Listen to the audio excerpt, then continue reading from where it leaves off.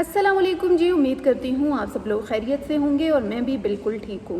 गुज़िश्ता रोज़ Pak Bharat match की बात करें तो मैच तो आप सभी ने एंजॉय किया होगा और ख़ास तौर पर अगर पाकिस्तानी टीम की बात करें तो पाकिस्तानी टीम की जो कारकर्दगी थी वो मायूस कुन रही। सिर्फ सिद्रा अमीन एक ऐसी प्लेयर थी जिन्होंने महाज संभाला और तकरीबन 80 रन जो है वो उन्होंने बनाए और उनकी वजह से जो टीम थी उसका मोराल काफ़ी बुलंद हो रहा था और उन्हें लग रहा था कि सिद्रा जो है वो 100 करेंगी। अगर हम बात करें दूसरी जानिब भारतीय प्लेयर्स की तो उनकी बैटिंग बहुत ज़्यादा स्ट्रॉन्ग थी और पाकिस्तानी जिस तरह से हमारे बॉलर्स थे उन्होंने बहुत अच्छी बॉल्स कराई और तकरीबन उनकी जितनी विकेट्स थी तमाम के तमाम खिलाड़ियों को उन्होंने आउट भी किया, जो कि बड़ा अच्छा जेस्चर था और 248 का टारगेट उन्होंने दिया और उनकी बहुत अच्छी क्लास की बैटिंग थी। दूसरी जानिब फिर अगर पाकिस्तानी प्लेयर्स की बात करें तो वो उस तरह से डिफेंड नहीं कर सकी हैं और उनको जो है वो बहुत ही बॉल्स उन्होंने ज़ाया की, अच्छी बैटिंग नहीं की, बॉलिंग अच्छी की लेकिन उसके बरक्स बैटिंग अच्छी नहीं की। और यही हाल हमारी मेंस क्रिकेट टीम का भी है कि उसमें भी यही होता है और वुमेन क्रिकेट टीम इस टाइम हमें दोनों बराबर नज़र आई। लेकिन यहाँ पर एक चीज़ ये है कि अगर भारतीय टीम की बात करें तो भारतीय टीम काफ़ी अर्सा पहले से खेल रही है, इसलिए पाकिस्तानी टीम से उसे स्ट्रॉन्ग कहेंगे। वेमेन टीम की मैं बात कर रही हूँ और अगर वेमेन टीम की बात करें तो वो अभी जो है वो ये भी उनकी पहली मर्तबा बड़ी कामयाबी थी कि उन्होंने तमाम प्लेयर्स को आउट किया, भारतीय प्लेयर्स को, और तमाम के तमाम जो है वो अच्छा खेलने वाली थी। तो यहाँ पर उनको जो है वो सराहना, ज़ाहिर है सराहना पड़ेगा क्योंकि उनकी गेम बहुत अच्छी थी। और दूसरी जानिब अगर पाकिस्तानी फ़ातिमा सना की बात करें तो फ़ातिमा सना की कैप्टनसी बहुत अच्छी थी, अच्छे फ़ैसले उन्होंने किए, लेकिन बैटिंग में जो है वो ख़ासी कमियां नज़र आईं। और ये दूसरा मैच था वर्ल्ड कप में जो कि पाकिस्तान हारा है। पहले पाकिस्तानी विमेंस बांग्लादेश से हारी हैं और रात जो है वो भारत से हार गई।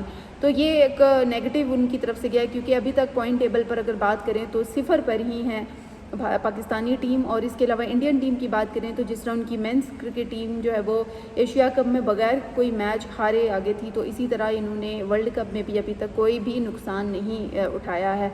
फिर उसके अलावा हमने सेरेमनी देखी, अच्छी सेरेमनी थी और बीच में जो है वो काफ़ी गाने भी हमने सुने, क्राउड देखा हमने कि इंडियन क्राउड और पाकिस्तानी क्राउड भी जो है वो देखा और काफ़ी जो है वो वहाँ पर ज़्यादा हल्ला गुल्ला नज़र आया। इसके बरक्स अगर बात करें तो जिस तरह से एशिया कप में जो चीज़ें हो रही थी उसी तरह हमने देखा कि कल के मैच में भी इसी रविश को बरकरार रखा गया और दोनों टीमों के माबैन जो हैंडशेक था वो नहीं हुआ। और जब भी टॉस हुआ है, पाकिस्तान ने टॉस जीता है तो दोनों कैप्टन्स ने आपस में हाथ नहीं मिलाया है, जो कि एक अजीब सा जेस्चर गया है। फिर इसके अलावा अगर बात करें मैच जीतने के बाद इंडियन टीम ने जो है वो हैंडशेक नहीं किया, ये भी एक हमने देखा कि किस तरह से अब ये ट्रेंड बन चुका है। पहले क्रिकेट को जो है वो डिप्लोमेसी के लिए इस्तेमाल किया जाता था, दोनों ममालिक के ताल्लुकात बेहतरी के लिए इस्तेमाल किया जाता था, लेकिन अब ऐसा नहीं है।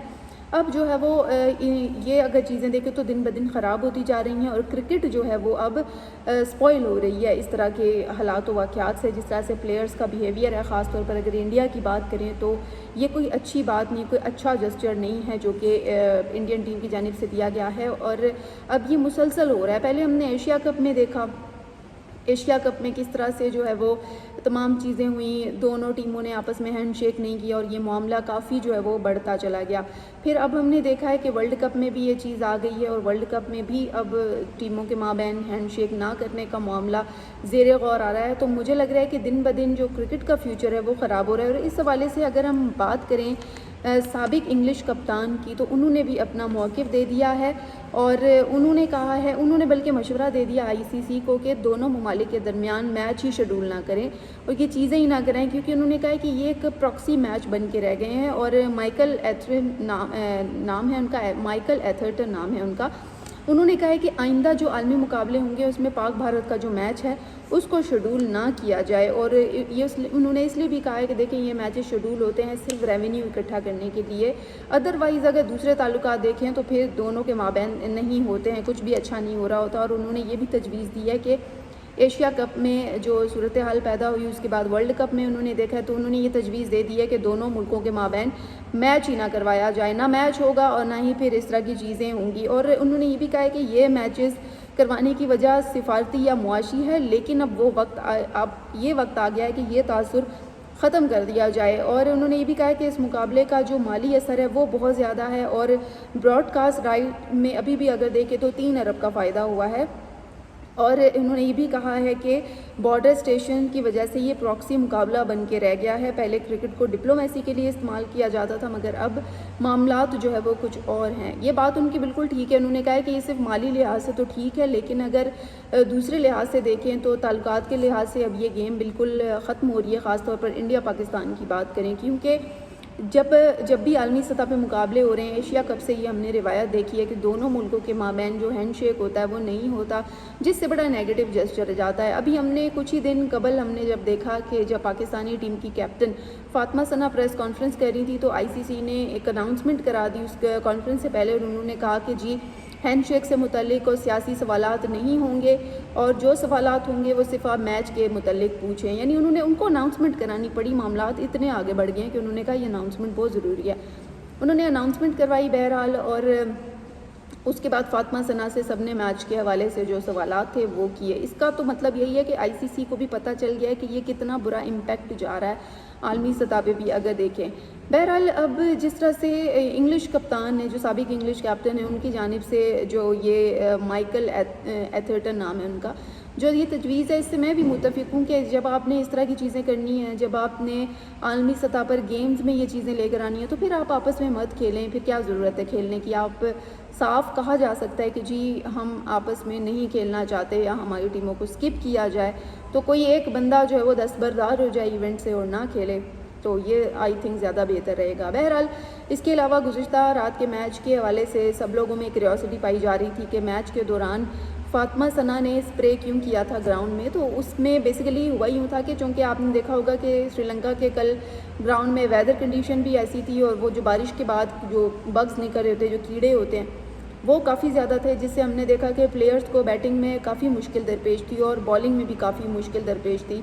दोनों जो टीम्स हैं उनकी जो खिलाड़ी हैं उनमें प्रॉब्लम हो रहा था। कभी वो आँखों में जा रहे थे बग्स जो थे, और फील्डिंग के दौरान भी मसाइल का सामना करना पड़ा, और बैटर्स को भी इस हवाले से काफ़ी मुश्किलात दरपेश हुई। तो फिर जो पाकिस्तानी कैप्टन है फातिमा सना, उन्होंने बेसिकली उन बग्स को मारने के लिए स्प्रे किया था ताकि किसी को नुकसान ना हो, और ये जो सूरत-ए-हाल थी ये हमने कल ग्राउंड में देखी। तो कल काफ़ी जो है वो कहा जा रहा था कि जी नहीं, इंडिया की खिलाड़ियों की वजह से उन्होंने स्प्रे किया होगा, तो ऐसा नहीं था। बेसिकली बग्स को भगाने के लिए स्प्रे किया गया था। दोस्तों, आप आईसीसी को क्या सजेशन देना चाहेंगे? वैसे तो चलें, उन्होंने जो करना है करना ही होगा, लेकिन अपनी राय होती है ना कि पाक भारत मैच आइंदा होना चाहिए मुस्तकबिल में या फिर नहीं होना चाहिए, जिस तरह की सिचुएशन चल रही है। तो इस हवाले से ज़रूर अपनी राय से आगाह कीजिएगा। इसी के साथ ही मुझे दें इजाज़त। इंशाल्लाह कल फिर बात होगी, तब तक के लिए अल्लाह हाफ़िज़।